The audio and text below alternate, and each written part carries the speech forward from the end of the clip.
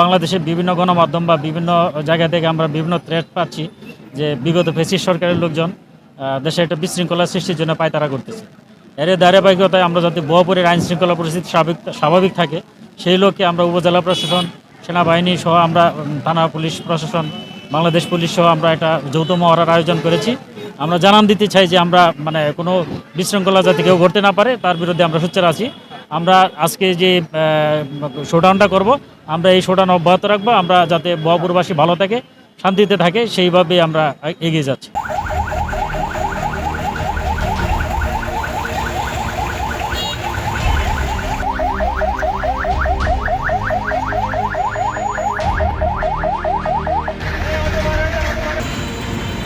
Bashundhara tissue, অশুদ্ধতার বিরুদ্ধে এক বিন্দুও ছাড় নয়।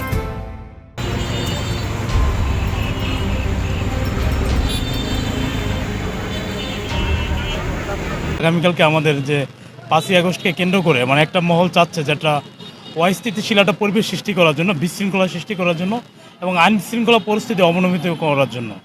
তারই ধারাবাহিকতায় আমাদের যে এখানে আমাদের জানেন যে আমাদের বহপুর থানা সম্মানিত আমাদের অফিসার ইনচার্জ মহোদয়, আমাদের বহপুরের যে আর্মির যে এখানে ক্যাম্প কমান্ডার আছেন তিনি সহ আমরা টোটাল একটা যৌথ বাহিনী এখানে আজকে আমরা এখানে একত্রিত হয়েছি এই পেট্রোলিংটা করার জন্য।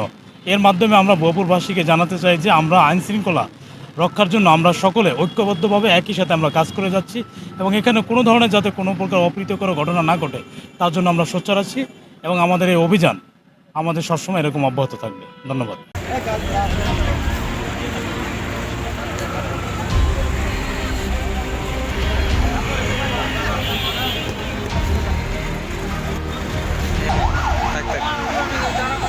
Tak.